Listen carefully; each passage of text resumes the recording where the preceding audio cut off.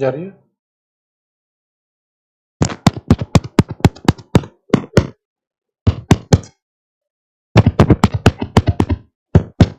आवाज आ रही है। Good morning everyone.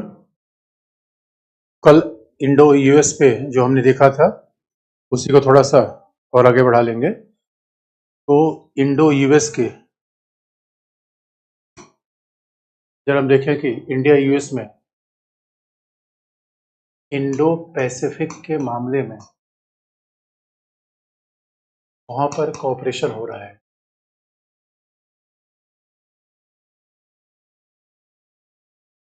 India US के बीच में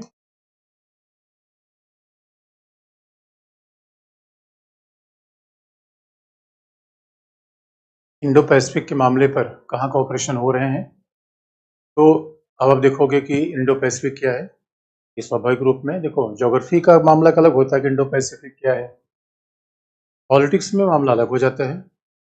और मामला ये है, आखिर में इंडो पैसिफिक की बात क्यों आई? क्योंकि बच्चों, पहला इंडिया की फॉरेन पॉलिसी में पहला भारत पहले किस पे फोकस करता था? Earlier India was more focusing over Indian ocean, Hind महासागर। यानी पहले हमारी पूरी फॉरेन पॉलिसी कहाँ पे चलती थी? हिंद महासागर के इर्द गिर्द। यानी हिंद महासागर में बने रहना, उस पर प्रभाव बनाए रखना, ये इंडिया की फॉरेन पॉलिसी का प्राइमरी ऑब्जेक्टिव था। और हिंद महासागर हमारा स्वभाव का क्षेत्र है, प्रभाव का क्षेत्र है, तो जो कि बिल्कुल हमारे पास है। लेकिन आप देखोगे, जैसे जैसे भारत का स्टेटस बढ़ा तो भारत ने हिंद महासागर से अपना विस्तार कर लिया इंडो पैसिफिक। इसका मतलब है इंडो पैसिफिक में बाहर जाने का मतलब क्या है?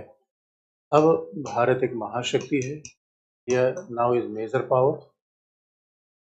और अगर हम महाशक्ति हैं तो हमारे क्षेत्र का विस्तार, हमारे प्रभाव का विस्तार आसपास के क्षेत्रों में होना चाहिए। Now India is major power.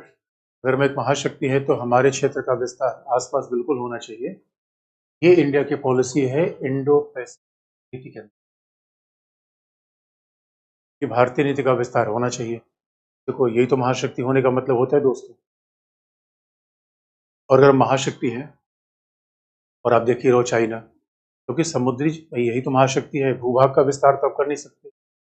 और भूभाग का विस्तार आजकल बड़ा डेंजरस है। भूभाग का विस्तार करोगे तो पता चला विस्तार के बजाय घाटे ज्यादा हो जाएंगे। तो ये खास बात है इंडो पैसिफिक में। अब सवाल ये है, यानी इंडियन ओशन और पैसिफिक को हमने जोड़ दिया। आप कहोगे आखिर पर्पस क्या है इस इंडो पैसिफिक स्ट्रेटजी का? पर्पस क्या है? तो दोस्तों, पर्पस क्या है?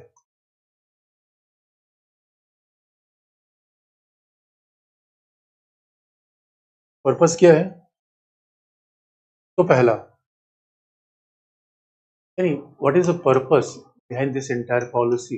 पहला, समुद्री संचार मार्ग को मुक्त बनाए रखना, फ्रीडम ऑफ नेविगेशन। समुद्री संचार मार्ग को मुक्त बनाए रखना,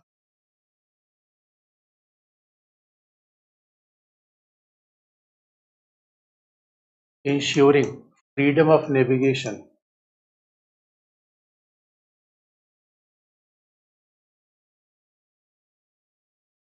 और दूसरी बात है, यानी और रूल बेस्ड वर्ल्ड ऑर्डर, नियम आधारित विश्व को आगे बढ़ाना, promotion of rule based world order.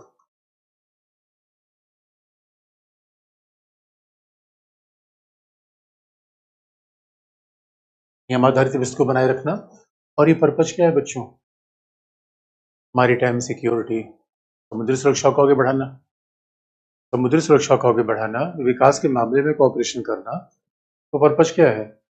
Ensuring maritime security, समुद्री सुरक्षा को बेहतर करना, मैरीटाइम सिक्योरिटी। और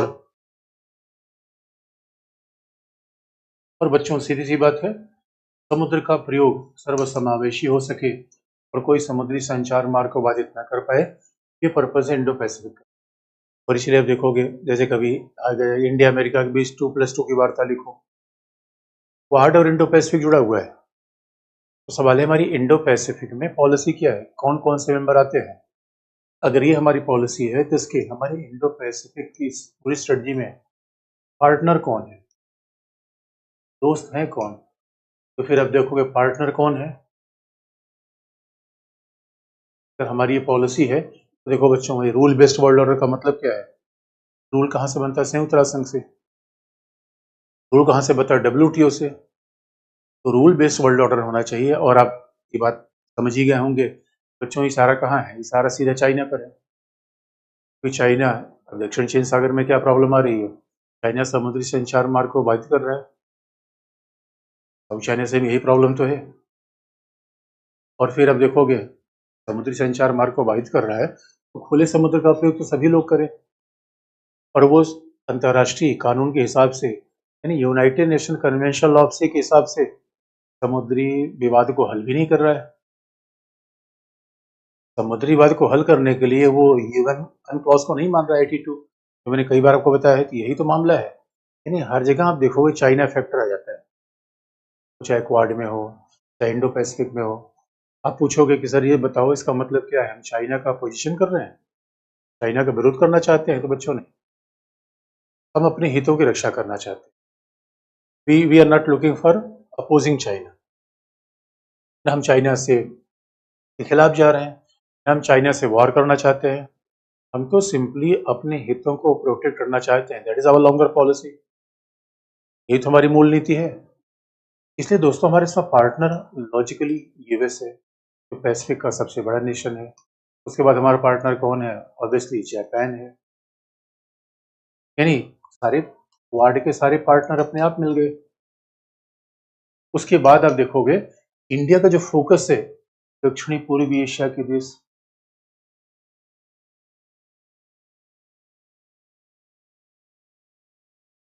साउथ ईस्ट एशिया। यानी साउथ ईस्ट एशिया में बच्चों, साउथ ईस्ट एशिया का मतलब इंडोनेशिया, मलेशिया, भाई हमारे पड़ोसी हैं। और यही तो एक्ट ईस्ट पॉलिसी है, हमें देखना भी है। और major focus is over South East Asia, क्योंकि South China Sea South East Asia में ही है और हमारा उधर व्यापार भी बढ़ रहा है। क्योंकि इंडो पैसिफिक पॉलिसी का मतलब ये है केवल समुद्री संचार मार्ग को फ्री बनाए रखना नहीं, बल्कि भारत के प्रभाव को बढ़ाना। भारत के प्रभाव कैसे बढ़ाओ, केवल सामरिक रूप में, आर्थिक रूप में भी।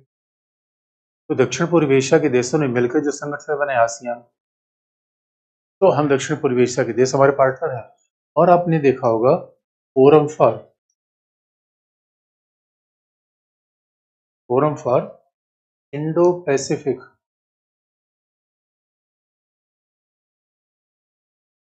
आइलैंड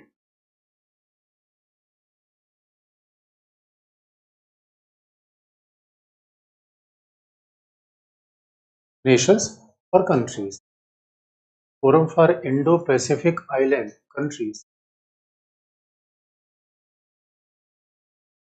का मतलब है forum for Indo Pacific island countries, FIPIC। अभी बच्चों आपने एक न्यूज देखी होगी कि जैसे कि पापुआ न्यू गिनी में प्रॉब्लम आई, वहां भारत ने बड़ी सहायता की। और संभाले पापुआ न्यू गिनी जैसे देश अपने आप में, वो सब इतने छोटे देश हैं बच्चों के पूछो मत। पापुआ न्यू गिनी का मतलब है जिस तरह हमारे यहाँ लक्षद्वीप है, एक द्वीप है, उतना देश है। लेकिन अब यही जियो पॉलिटिक्स है, क्योंकि इंडो पैसिफिक में उनकी कंडीशन बड़ी जबरदस्त है।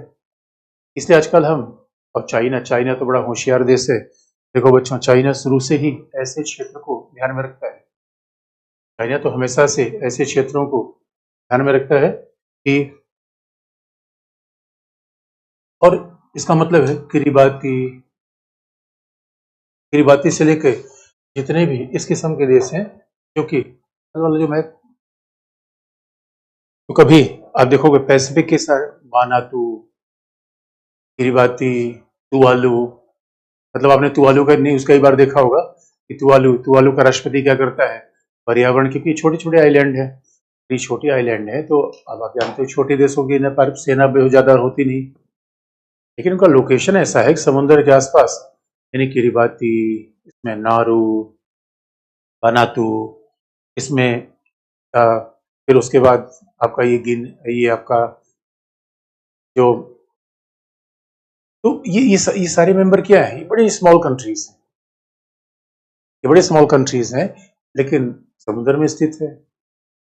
याद रखो, Papua New Guinea, Papua New Guinea नहीं बच्चों, पापुआ न्यू गिनी। और एक कंट्रोल फीजी, अच्छा फीजी में भारतीय मूल के लोग भी हैं, उधर भारतीय मूल के लोग भी काफी आइलैंड में है। और ये छोटे छोटे आइलैंड, अगर कुल आइलैंड की जनसंख्या मिला दोगे तब भी 50-60 लाख नहीं हो पाएगी, ऐसे तो कंडीशन है। कहीं 2 लाख, कहीं 4 लाख। फीजी में बड़ी जनसंख्या है तो वहां पता चला कि 5 से 6 लाख लोग हैं। इस वजह से आप देखोगे कि यहाँ है, लेकिन इनका महत्व क्या है कल के लिए, जिन जो आइलैंड में है उसका समुद्री ईजट ज्यादा हो गया, एक्सक्लूसिव इकोनॉमिक जोन, पहला फायदा हो गया। जो आइलैंड में है समुद्री संचार मार्ग पर है, जो आइलैंड में उसके आसपास के संसाधन है। तो अगर भविष्य में हमें संसाधन देखना है, समुद्र की तरफ नजर करनी पड़ेगी। इसलिए अभी आपने देखा होगा कि forum for Indo Pacific island countries, इसका पर्पस क्या है, इसमें ये इसमें लगभग 12 दो देशों को हमने मेंबर बना के रखा हुआ है। और इसलिए हमारे प्रधानमंत्री की यात्रा भी हुई। यात्रा पापुआ न्यू से छोटे देश में यात्रा का मतलब क्या है। और बच्चों, हवाई हवाई द्वीप पे जो अमेरिका का जो सैनिक अड्डा है, उसका भी नाम अमेरिका ने रख दिया, इंडो पैसिफिक। इसका सीधा मतलब है, महाशक्ति का मतलब है अब हम हिंद महासागर तक ही नहीं रहना चाहते, अब उसके बाहर भी जाना चाहते हैं, इंडो पैसिफिक में जाना चाहते हैं। और आप एक बात जानते हो क्यों? क्योंकि हमें तो पावरफुल बनना ही है, लेकिन चीन का बढ़ता प्रभुत्व, राइज ऑफ चाइना, चीन का प्रभुत्व, dominance of China is a threat for rule based world order.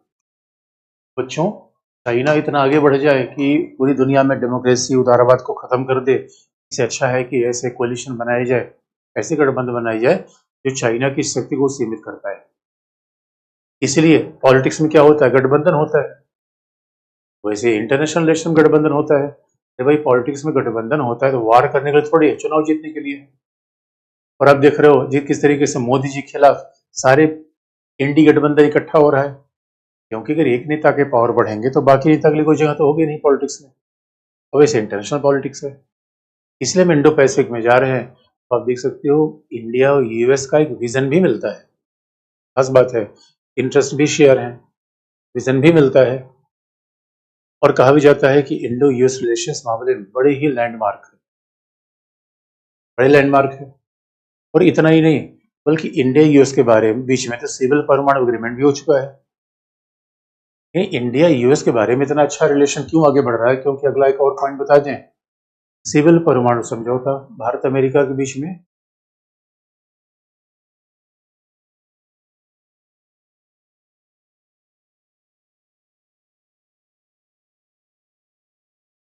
Civil nuclear agreement,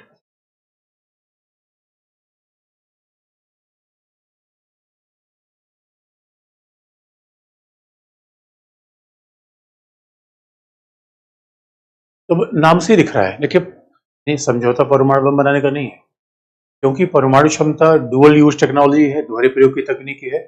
परमाणु क्षमता से हम बम भी बना सकते हैं, परमाणु क्षमता से हम शांतिपूर्ण उपयोग भी कर सकते हैं। परमाणु क्षमता दोहरी प्रयोग की तकनीकी है, तो बम बनाने से लेकर सामान्य प्रयोग सब परमाणु क्षमता से किया जा सकता है, परमाणु क्षमता से हम कर सकते हैं।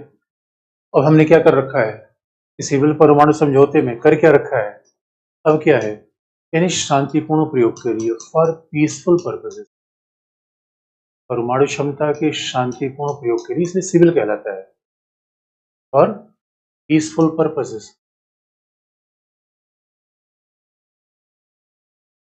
और परमाणु क्षमता के शांतिपूर्ण प्रयोग का मतलब है, पीसफुल पर्पज क्या है, बिजली बनाने के लिए, यानी for production of energy, science and technology.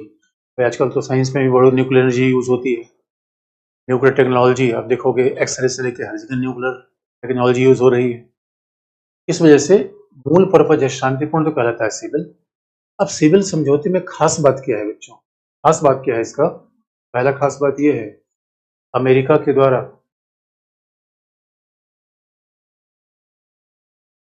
America के द्वारा भारत को परमाणु reactor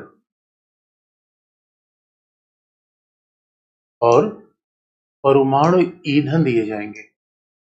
US will provide us nuclear reactor and fuel.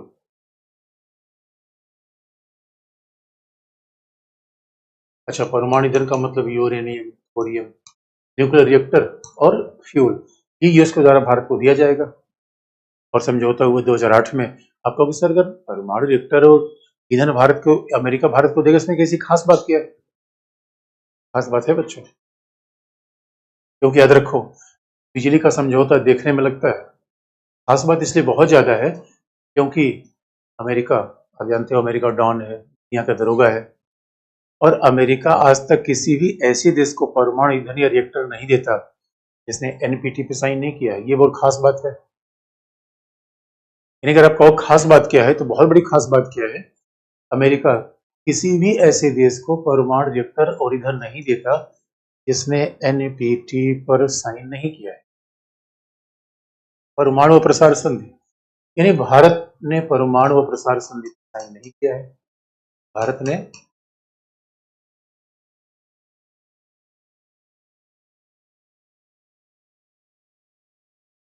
India didn't sign over NPT.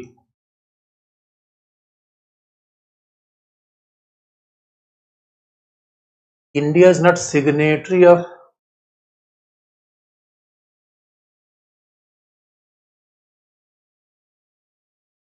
nuclear non-proliferation. India is not, Bharat ने परमाणु अप्रसार संधि पर हस्ताक्षर नहीं किया है। India is not signatory of NPT nuclear non proliferation. और ये संधि बनी थी 1970 में, लागू हुई थी, 68 में हस्ताक्षर हुए थे।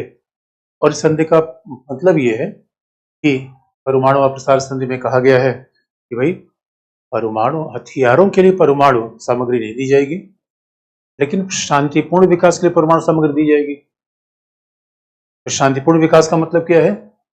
वे भारत ऊर्जा के विकास के लिए, लेकिन कोई देश शांतिपूर्ण ऊर्जा, भाई देखो ये डुअल यूज टेक्नोलॉजी है, जैसे कि क्रायोजेनिक इंजन। क्रायोजेनिक इंजन का हम स्पेस में भी यूज कर सकते हैं, मिसाइल में यूज कर सकते हैं। तो मान लो कि किसी देश ने किसी को परमाणु रिएक्टर दे दिया, ईंधन दे दिया और कह दिया बिजली बनाओ, लेकिन हमने उसका इनरिचमेंट ज्यादा कर दिया, जैसे ईरान का मामला अपने न्यूज बार बार सुनते होंगे। अगर हमने न्यूक्लियर एनर्जी का संवर्धन ज्यादा कर दिया, उसी से हम परमाणु बम बनाने का मटेरियल ले सकते हैं। अब बताओ क्या गारंटी है? जिसने परमाणु क्षमता के शांतिपूर्ण उपयोग के लिए किया ईंधन, वो क्या गारंटी है कि इसका प्रयोग सैन्य सामग्री के लिए नहीं कर देगा? इसी को बचाने के लिए, इसी बात को इंश्योर करने के लिए बच्चों ये कहा गया है कि कोई भी देश किसी को परमाणु न्यूक्लियर रिएक्टर, न्यूक्लियर ईंधन तभी देगा जब उसने एनपीटी पे साइन किया होगा। तो आप कहोगे एनपीटी पे साइन करने से क्या हो जाएगा? एनपीटी पे साइन करने से क्या होगा?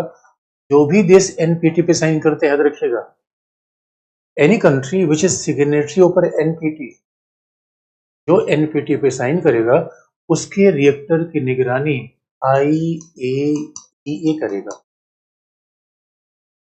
International atomic energy agency.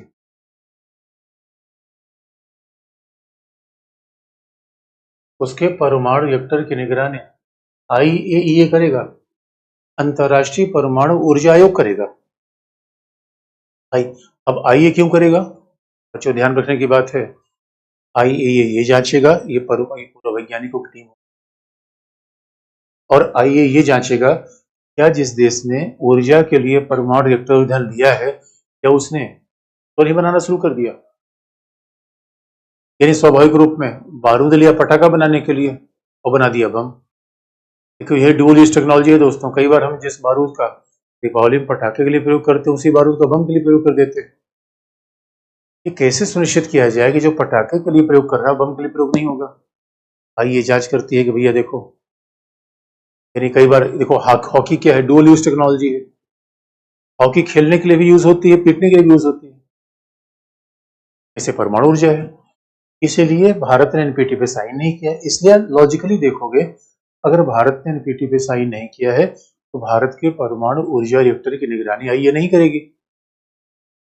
तो सवाल ये है, ऐसे कंडीशन में भारत को कोई भी देश परमाणु ईंधन और रिएक्टर नहीं दे सकता। अभी अब देखो 203 देश हैं। नॉर्थ कोरिया ने क्या किया है, नॉर्थ कोरिया ने परमाणु एनपीटी पे, परमाणु प्रसार संधि पे सिग्नेचर किया है। लेकिन संधि से कोई देश अलग होना चाहता है तो अलग हो सकता है, 6 महीने नोटिस देकर अलग हो जाएगा। नॉर्थ कोरिया ने एनपीटी से अलग हो गया और उसने धनाधन परमाणु परीक्षण कर दिया। ईरान एनपीटी पे साइन करने वाला देश है, लेकिन ईरान ने बड़ी होशियारी की। एनपीटी पे साइन करने का मतलब है आपको परमाणु रिएक्टर आईईए को दिखाना पड़ेगा। और ईरान ने क्या किया, ईरान ने किया कई परमाणु रिएक्टर को आईईए को दिखाया नहीं, चोरी चोरी चला रहा था। इसलिए आपने देखा होगा आईएईए ने ईरान पर प्रतिबंध लगा दिया है। और ये आईएईए की रिपोर्ट है, ये अंतर्राष्ट्रीय परमाणु ऊर्जा एजेंसी की रिपोर्ट है।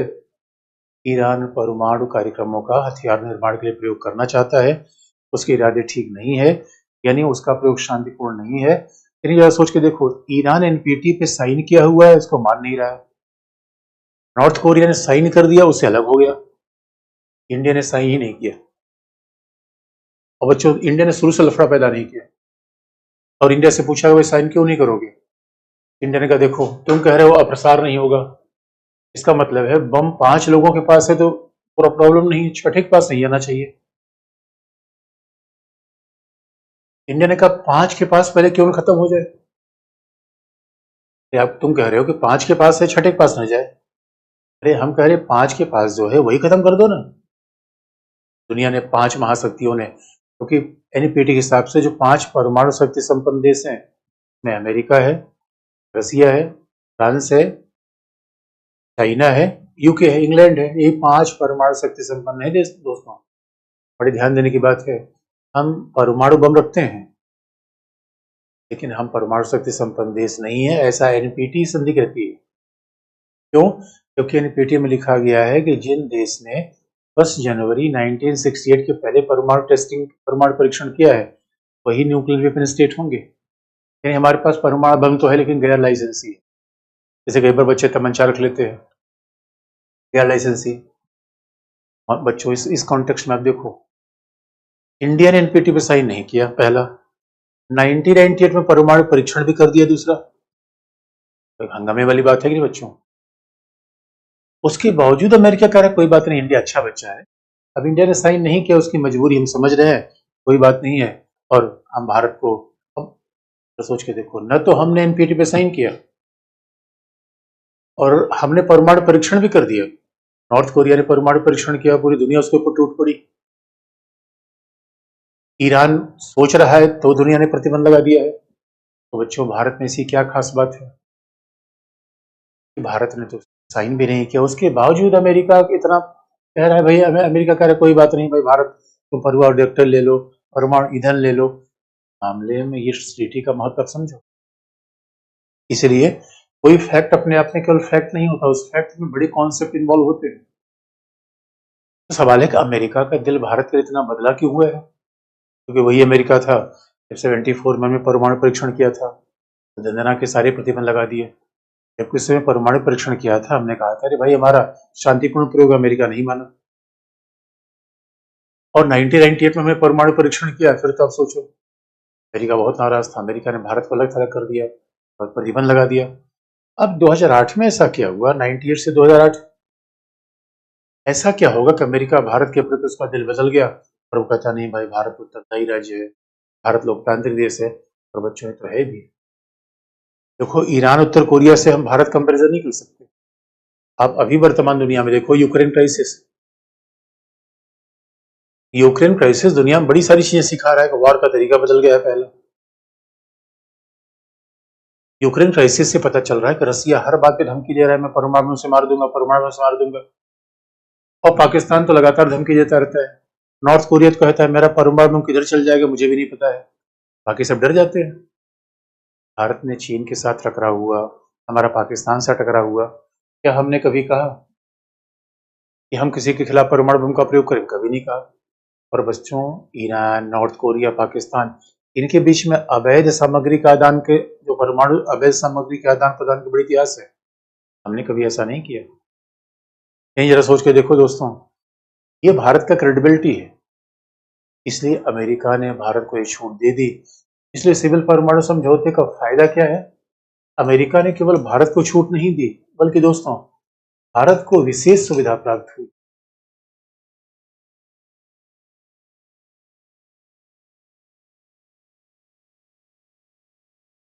Y India got special एग्जामिशन?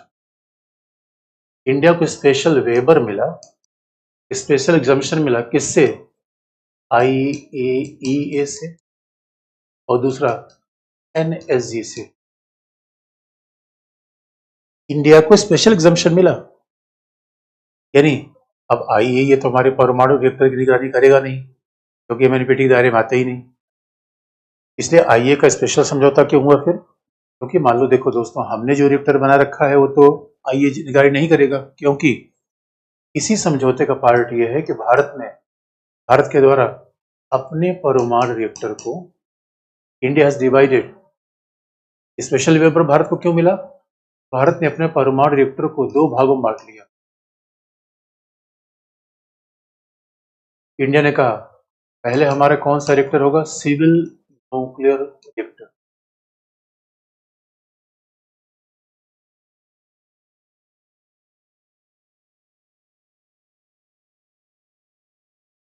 पहला हमारा होगा परमाणु न्यूक्लियर रिएक्टर और दूसरा होगा सैन्य, यानी मिलिट्री न्यूक्लियर रिएक्टर।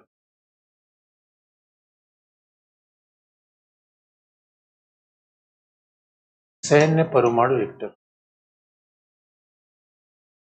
और बच्चों, भारत एक मात्र देश है जहां ऐसा डिवीजन है, और ये डिवीजन अमेरिका के कारण है। तो देखो, अमेरिका की ही बात है।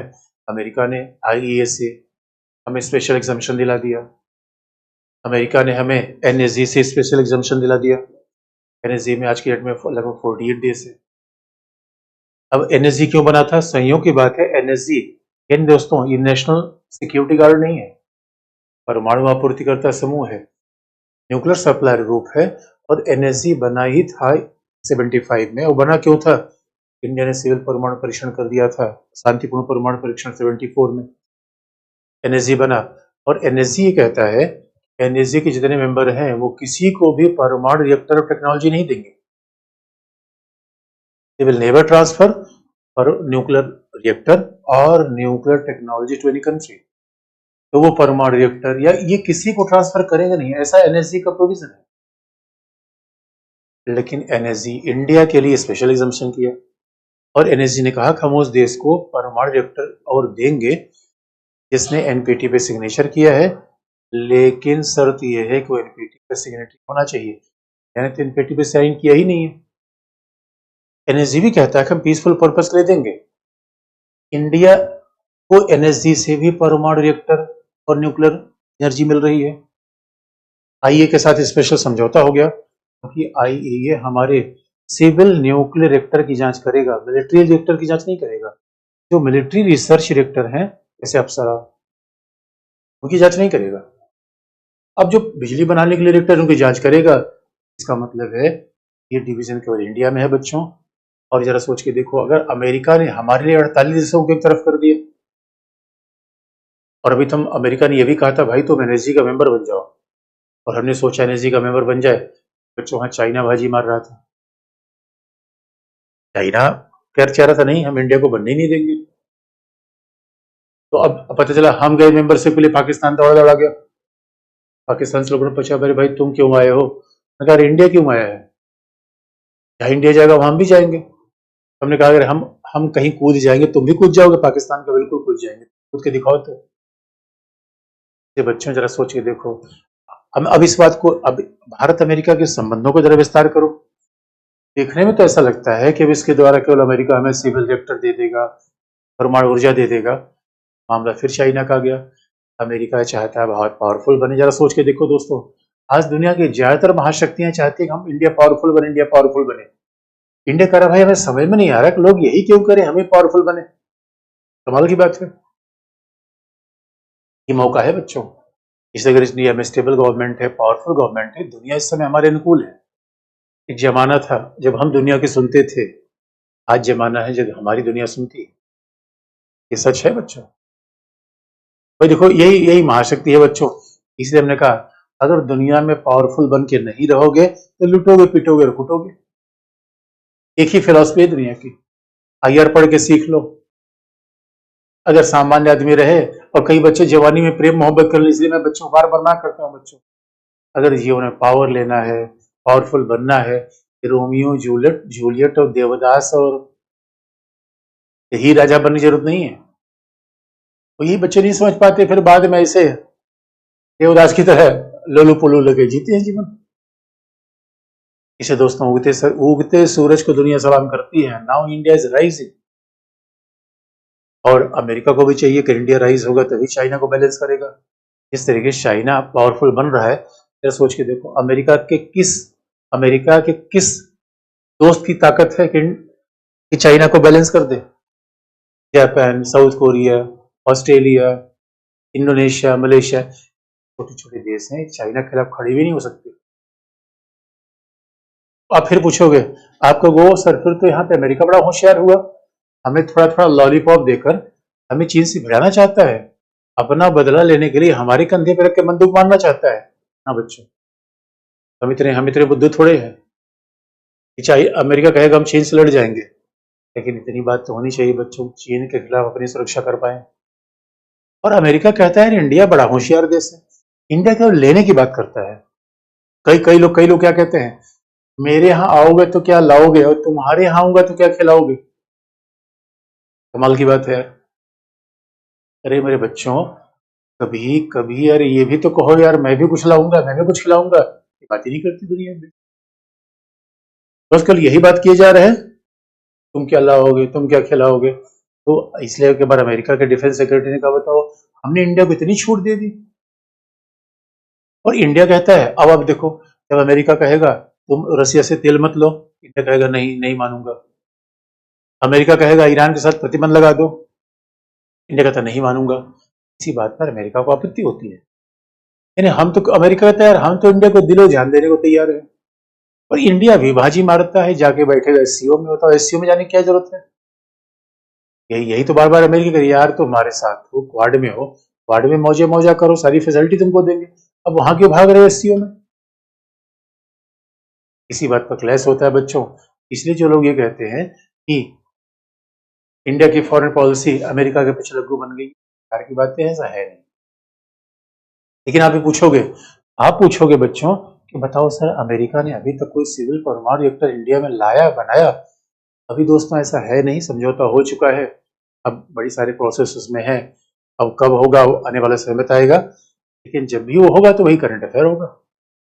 तो न्यूज में बात देखते रहना कि क्या कभी ऐसा समझौता हुआ या कोई ऐसा मामला आया, क्योंकि ये बात सच है कि भारत को ऊर्जा क्षेत्र में भाई महाशक्ति बनेंगे कब, उद्योग का विकास होगा, और उद्योग के विकास के लिए क्या करने पड़ेगा, ऊर्जा का विकास करना पड़ेगा।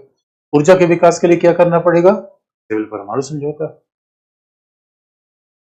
ये हमारा पर्पज है बच्चों, ये हमारा पर्पज है, जिसके द्वारा हम अमेरिका भारत, इसलिए आप देखोगे भारत अमेरिका के संबंध अच्छे हैं, लेकिन कहाँ पे थोड़े चैलेंजेस हैं वो भी आपको बता दें। भारत अमेरिका संबंधों में चैलेंजेस कहाँ पे हैं वो बता दें आपको।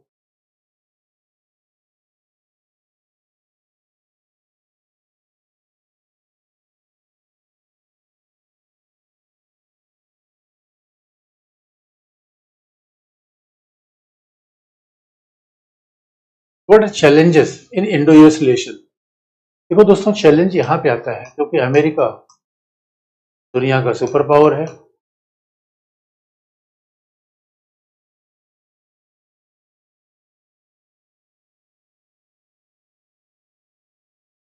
अमेरिका सुपर पावर होने के नाते ये दुनिया का दरोगा है, तो वो विश्व व्यवस्था को मेंटेन करने का प्रयास करता है।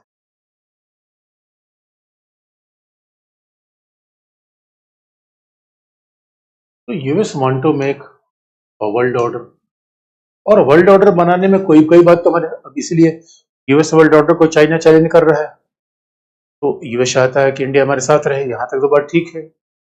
लेकिन अगर वर्ल्ड ऑर्डर को मेंटेन करने में इसीलिए बच्चों, अदरवाइज अमेरिका इतना बड़ा देश है कि वो पूरे दुनिया में West Asia, South East Asia, तो कई कई जगह उसकी पॉलिसी हमारे लिए अच्छी बन जाती है, कई जगह खराब बन जाती है। क्योंकि अब अगर वर्ल्ड ऑर्डर मेंटेन करता है, बच्चों को याद रखने की बात यह है कि वो चीन को काउंटर करना चाहता है,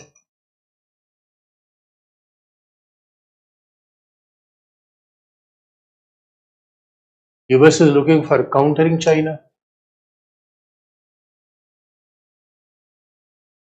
दूसरा, ईरान को प्रतिबंधित करना चाहता है।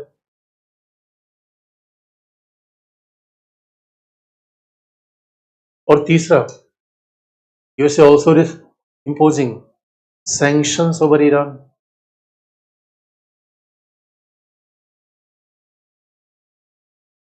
और बच्चों, और यूएस ने क्या किया है, बाकायदा काटसा का निर्माण कर रखा है।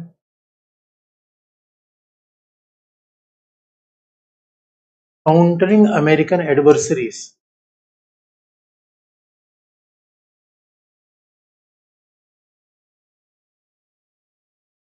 यानी अमेरिकी विरोधी राज्यों को संतुलित करने का अधिनियम, काउंटरिंग अमेरिकन एडवर्सरीज।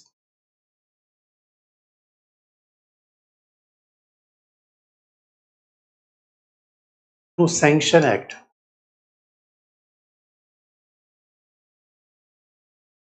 और इस अमेरिका के एडवर्सरीज में है कौन, अमेरिका के विरोधियों में उसे नाम किसका लिख रखा है, उसे नाम लिख रखा है रसिया का, नाम लिख रखा है ईरान का, नाम लिख रखा है उत्तर कोरिया का। अच्छा, ये बात बड़ी ध्यान देने की है, उसने एडवर्सरीज में चाइना का नाम नहीं लिखा है। अब लेकिन आप जानते हो अमेरिका चाइना को कोई वेपन नहीं देता, और दुनिया में कॉम्प्लेक्सिटी ऐसी है, चाइना और अमेरिका के बीच में जो largest trading partner America China ही है दोस्तों। अब ये पोस्ट कोल्ड वॉर वर्ल्ड का बड़ा कॉम्प्लेक्स मामला है, सामरिक रूप में तनातनी है, लेकिन ट्रेड रिलेशन बहुत ज्यादा है, अब ये बड़ा इंटरेस्टिंग पार्ट है कि इसलिए इन पर्पस तो उसके लिए चाइना काउंटर करना, चाइना के सामने इन सब की कोई औकात नहीं है, ये सब तो इसीलिए आगे बढ़ रहे हैं क्योंकि इनका सपोर्ट में चाइना है। अब बात को ध्यान से देखो, इन सबका एक कॉमन फ्रेंड है, वो इसका नाम है चाइना। तो इंडिया के लिए वहां तक तो बात ठीक है जहां तक वो चाइना काउंटर करता है, क्योंकि दुश्मन का दुश्मन दोस्त, एनिमीज एनिमी फ्रेंड। लेकिन दोस्तों, उत्तर कोरिया से भी हमारा बहुत लफड़ा नहीं है, अगर कोरिया के खिलाफ भी चाइना काम करता है तो वहां हमारी चैलेंज नहीं है, मामला यहाँ पे बनता है। अब ईरान में चाबहार पोर्ट बनाना है, हमें सेंट्रल एशिया जाना है, हमें अफगानिस्तान पहुंचना है, ऐसे मामले में अगर अमेरिका थोड़ा सा बाजी मारता है तो हमारे चैलेंज है। और बात ये नहीं बच्चों, बात ये है, देखो हमने कल भी आपको बताया था, मामला ये है कि अमेरिका जो वर्ल्ड ऑर्डर बनाता है, अमेरिका चाहता है कि इंडिया उसके पीछे चले। US want to treat India as a camp follower, मतलब अमेरिका ऐसा चाहता है कि India, Australia, Japan, South Korea जैसा हो जाए, वो हम नहीं हो सकते। यही तो दोस्तों है मल्टी अलाइनमेंट की पॉलिसी। यानी अमेरिका के साथ हमारे बड़े अच्छे संबंध हैं, बहुत पूर्ण संबंध है, बड़े हाई लेवल के रिलेशन है, लेकिन कई जगह ऐसे हमारी यूएस रिलेशन के खिलाफ आ जाते हैं। डब्ल्यूटीओ में अमेरिका कहता है इंडिया को फूड सिक्योरिटी एक्ट हटा देना चाहिए, यद्यप सुरक्षा परिषद में हमारी मेंबरशिप को सपोर्ट करता है, और कई बार पन्नू का मुद्दा उठा देता है बच्चों। अब ये इंडिया के लिए कई बार चैलेंजिंग होता है। और एक जमाना था जब कश्मीर को, अभी तो संबंध इतने अच्छा गए, कश्मीर वगैरह का मुद्दा भी यूएस उठा देता था, आज की डेट में तो 370 हमने हटाया, अमेरिका कुछ नहीं बोला, तो ये पॉजिटिव बात है। लेकिन अमेरिका में, तो अमेरिका जानते हो लोकतांत्रिक देश है, सिविल सोसाइटी बड़ी पावरफुल है, तो कई बार तो वहां के कई ऐसे ग्रुप हैं जो कि कई बार रिपोर्ट दे देंगे भारत में लोकतंत्र खतरे में है, ये सब चीजें आती रहती है।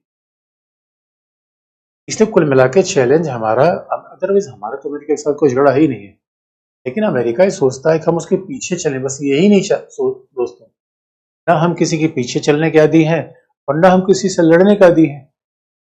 लेकिन ये बात तो नेहरू से लेकर आज तक है, एकला चलो एकला चलो, अकेला चलो रे। और ये सच बात है, ईरान अमेरिका के साथ हमारे हितों का कोई टकराव है ही नहीं। तो भारत अमेरिकी संबंध आगे ही बढ़ेगा, इसमें कोई दो राय नहीं है, भविष्य में भी आगे बढ़ेगा। अच्छा, कई बार पूछा था संबंधों का भविष्य बताओ। अरे मेरे बच्चों, हम कोई ज्योतिषी थोड़े हैं, और जो आज संबंध है वही तो भविष्य में रहेगा, क्योंकि अमेरिका के लिए तो चाइना चैलेंज ही है, आज नहीं कल नहीं परसों भी रहेगा। तो वो चीजें रातों रात बदलने वाली, वो चीजें रातों रात नहीं बदलती। इसीलिए इसलिए ऐसा कहा जाता है कि अमेरिका,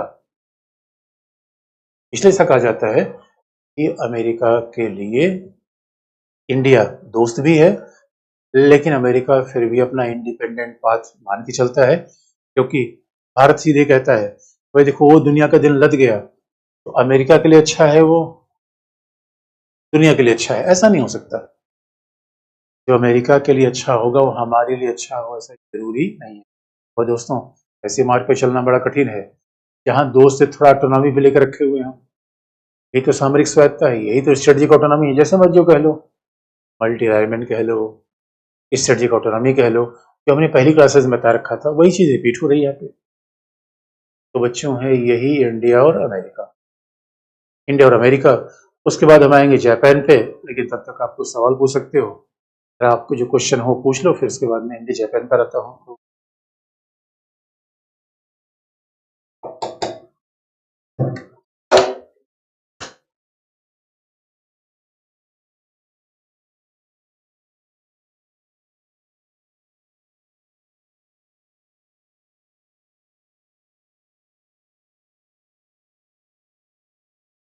अब जरा ऑन कर दो, देख लें फिर।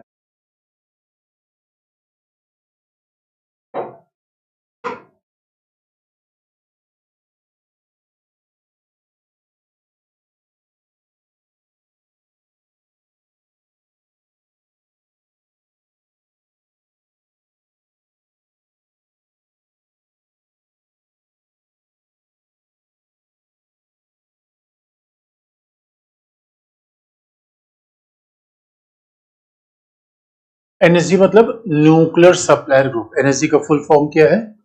न्यूक्लियर परमाणु आपूर्तिकर्ता।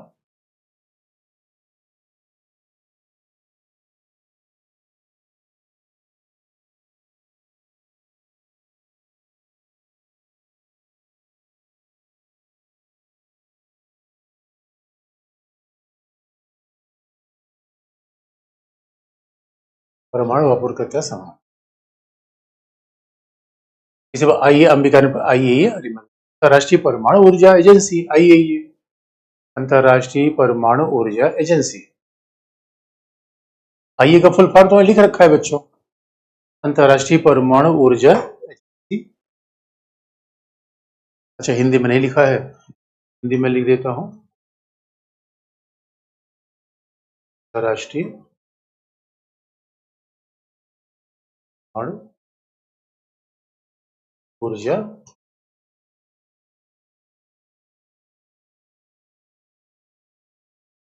परमाणु।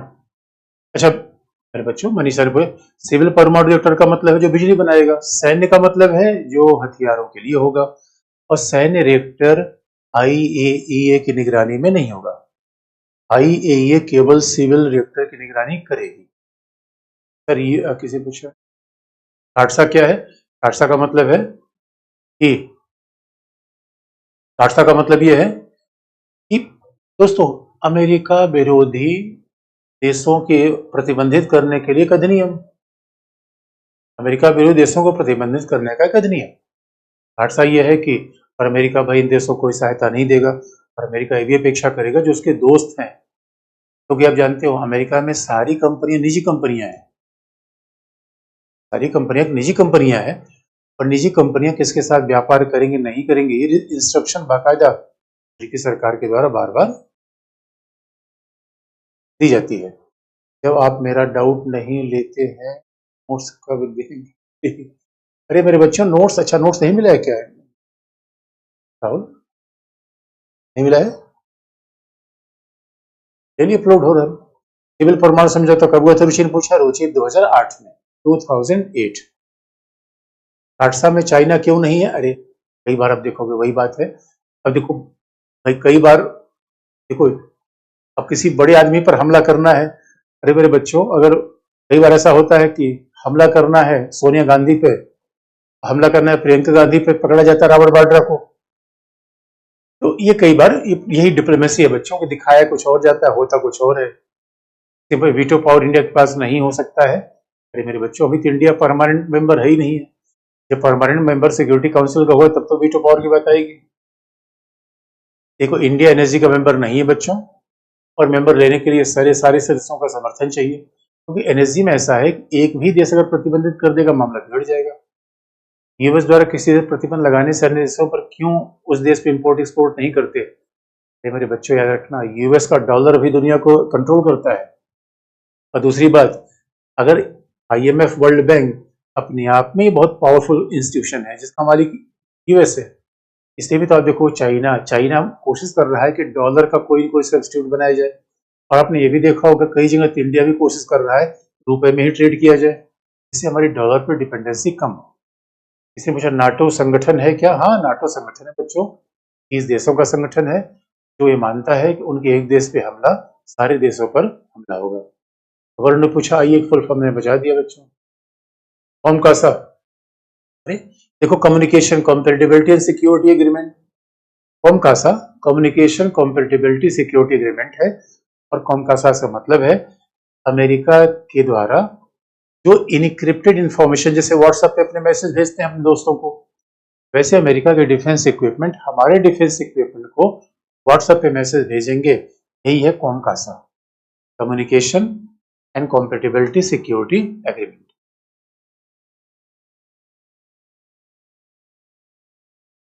स्क्वाड पढ़ाएंगे? स्क्वाड क्या होता है मेरे बच्चों?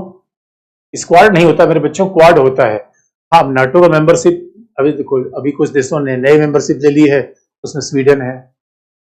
स्वीडन फिनलैंड की मेंबरशिप अभी नई है, तो 30 मेंबरशिप के आगे भी बढ़ रहा है ये। बड़े बड़े संगठन में अमेरिका क्यों है? अरे कमाल की बात करते हो। अभी तुम पूछते हो कि यार मोदी जी पूरे भारत में क्यों है? मोदी जी भारत में क्यों है? अरे पावरफुल होने के रहते हैं। एनएसजी में शामिल होने से भारत क्या फायदा है? ऐसे भी जब बार बार परमाणु हथियार है तो, अरे मेरे बच्चों, एनएसजी परमाणु हथियार के लिए नहीं, पहला ऊर्जा के लिए, रिएक्टर के लिए है। हमारे पास छोटे मोटे रिएक्टर हैं। हमारे रिएक्टर कैसे हैं? हमारे रिएक्टर हैं हीरो होंडा की तरह, अमेरिका के रिएक्टर है हार्ले डेविडसन की तरह, कितना फर्क है।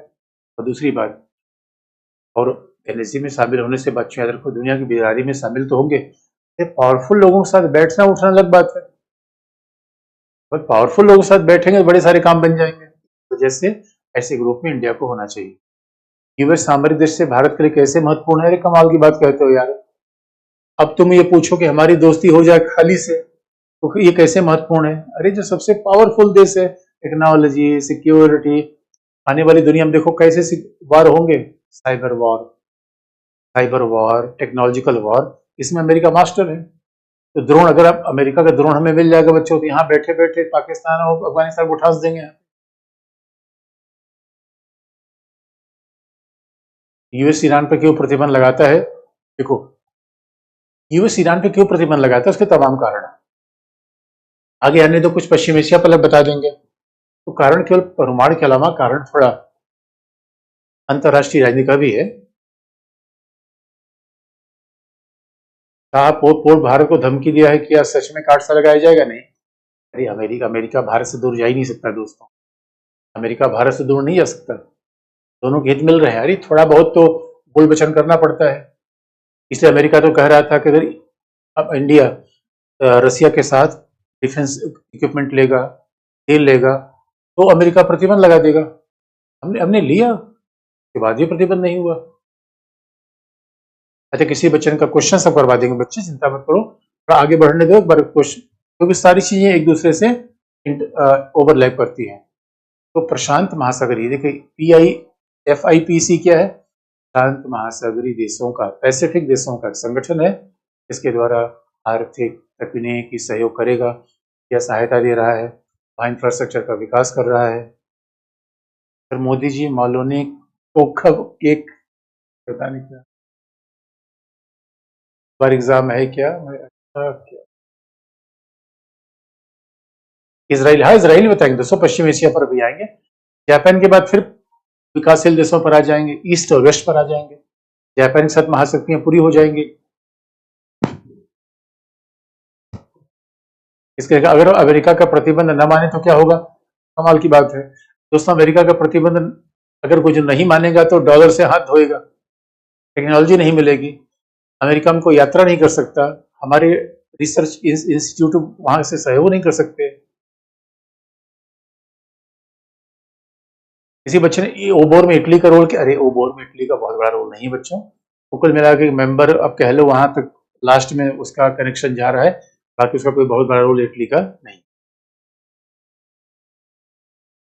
अच्छा प्रीलिम्स की पॉलिटी, अच्छा ये मेरे बच्चों पहले देखो आईआर, जल्दी से आईआर खत्म हो जाने दो, इससे हम जल्दी जल्दी आईआर खत्म कर लें, जिससे आपको पीटीडीपी देने का टाइम मिल जाए।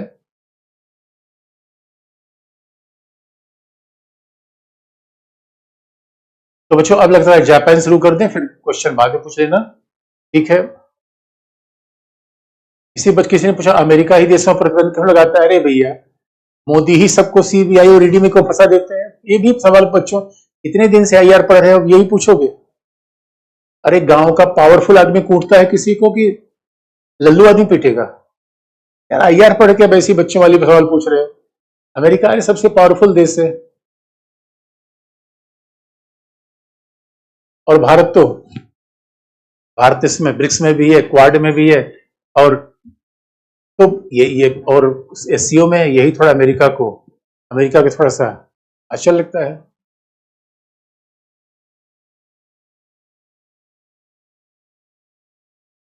हाँ खत्म हो जाएगा मेरे बच्चे, चलो अब जापान शुरू कर देते हैं, आज से थोड़ा सा शुरू कर दें, फिर कल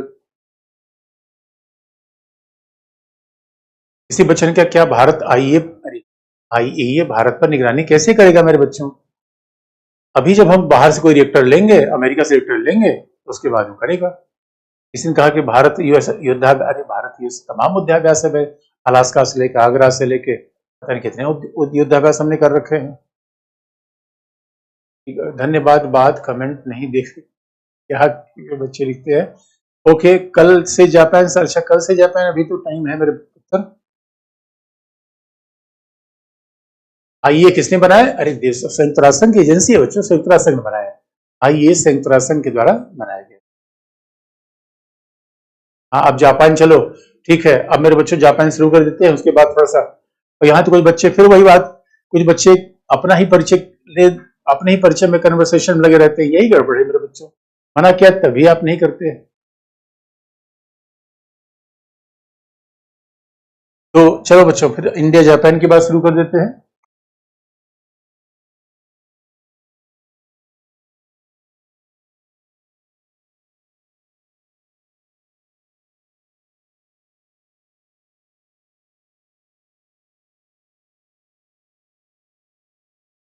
भारत और जापान,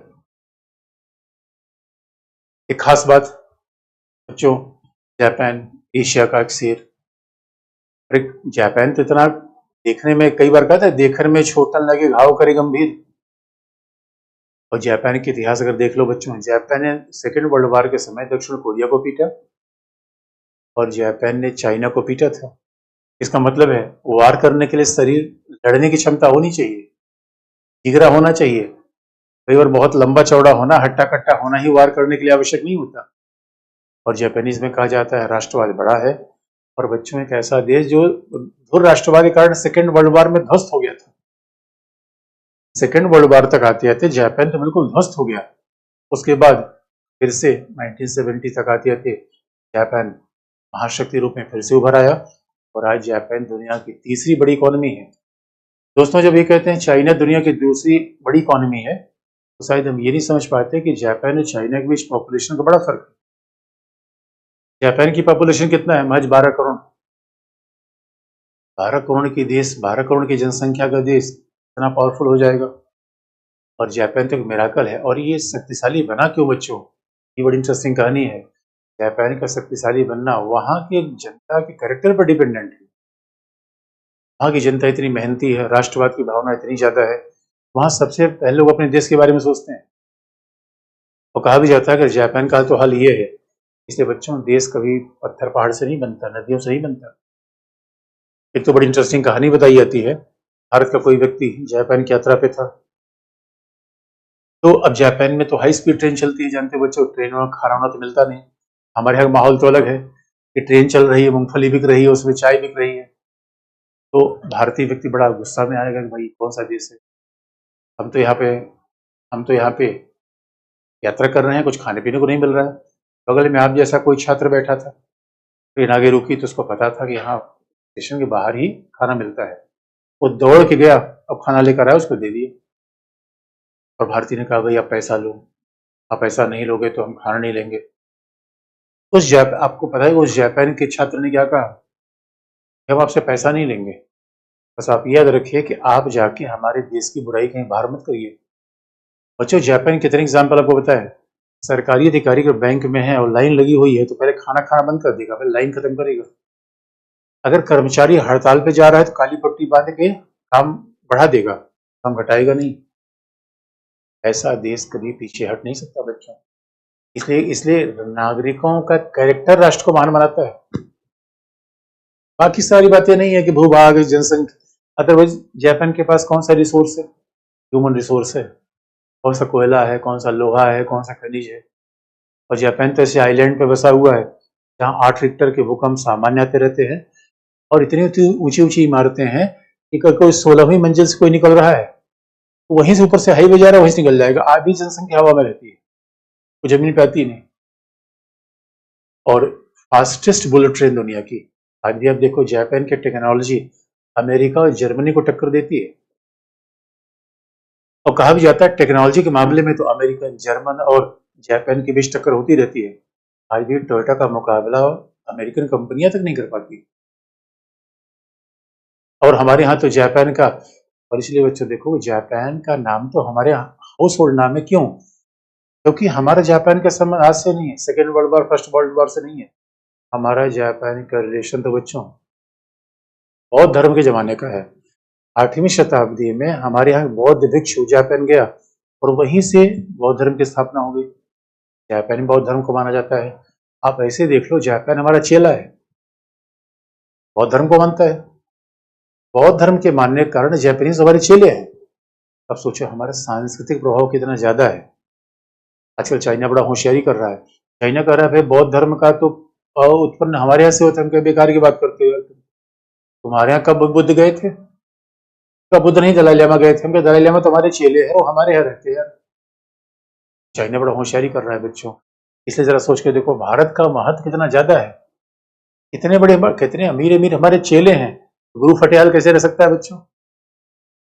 जिस टीचर के बच्चे इतने पावरफुल होंगे, टीचर तो अपने आप पावरफुल हो जाएगा। इसे जापान के साथ हमारा बड़ा पुराना संबंध है और आज तो और आगे बढ़ रहा है। तो क्योंकि आज हम, यानी कहा भी जाता है कि जापान भारत के बीच संबंध उतना पुराना है जितना पुराना वाराणसी और क्योटो का। क्योटो जहाँ से बौद्ध धर्म जापान में आया, और वाराणसी जहाँ से बौद्ध धर्म की शुरुआत हुई। लेकिन एक खास बात है, सांस्कृतिक धार्मिक संबंध तो हमारे जापान के पहले से है। अभी जो बहुत महत्वपूर्ण मुद्दा आया है, हमने इन सांस्कृतिक और धार्मिक संबंधों को सामरिक और आर्थिक रूप में चेंज कर दिया बच्चों। अच्छा, यही सब तो लिखने के तरीके हैं कि जब हम शुरुआत कोई बात करते हैं तो वही भूमिका होती है बच्चों। भूमिका वगैरह लिखने का सबसे अच्छा तरीका क्या है? जैसे हम शुरुआत करें भूमिका हो जाती है, उसके बाद फिर आके आप लिख लेना। लेकिन भारत जापान के बीच में कैसे सांस्कृतिक और धार्मिक संबंध आगे बढ़ते हैं उसकी कहानी करेंगे कल बच्चों। आज के लिए